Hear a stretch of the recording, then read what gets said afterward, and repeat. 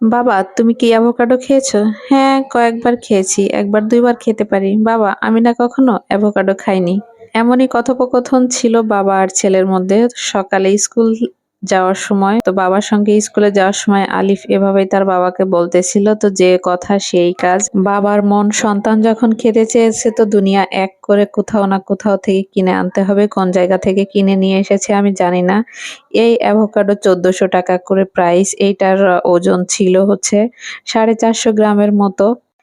তবে এটা নিয়ে যে কাহিনী হয়েছে সেটা আসলে একটা ইতিহাস বানানো যায়। প্রথমে আলিফ হচ্ছে কাটার চেষ্টা করতেছিল, অ্যাভোকাডোটা কাটতে পারেনি। পরে ওর বাবাই এটা কেটে দিয়েছে। তো অনেক আশা নিয়ে ২ জনে মিলে কিন্তু এখন অ্যাভোকাডো কেটে খাবে।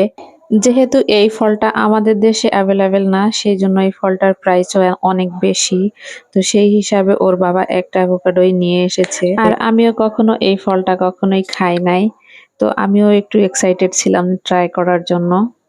আমি ভিডিও নিচ্ছিলাম আর আলিফ ওর বাবা কেটে দিচ্ছিল, খাওয়ার জন্য অপেক্ষা করতেছিল। তো দেখা যাক ওদের রিঅ্যাকশনটা কি হয়। এর স্বাদটা কেমন আমি জানি না। তবে আপনারা যারা অ্যাভোকাডো খেয়েছেন তারা অবশ্যই একটা কমেন্ট করে যাবেন যে আপনাদের এক্সপেরিয়েন্স কেমন ছিল। তো আমরা এই অ্যাভোকাডোটা খাওয়ার পরে, মুখে দেওয়ার পরে এতটা তিতা।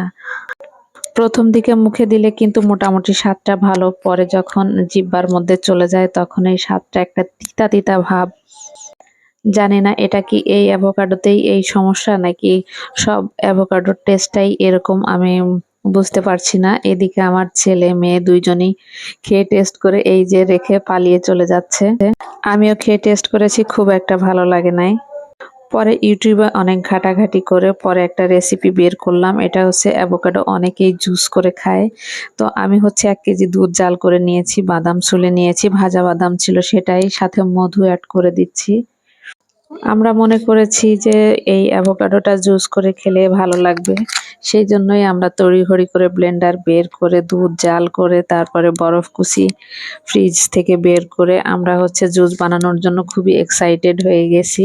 তো দেখা যাক এইটার টেস্ট কেমন হয়। এদিকে আমার ভাইও ছবি তোলাতুলির কাজ শেষ করে নিচ্ছে যে জীবনে ১ম বার অ্যাভোকাডোর জুস খাবো, সেইজন্য।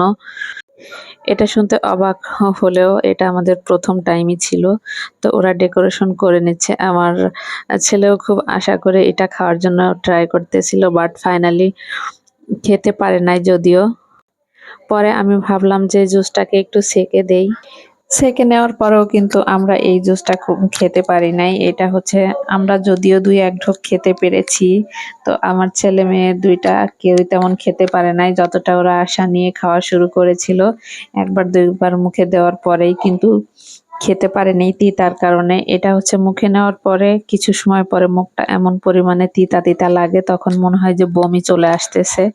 তো এই জুস বানানোর জন্য কতগুলো থালা বাসন আমার নষ্ট হইলো। এই যে আরো কিছু অ্যাভোকাডো কেটে কেটে রাখা আছে।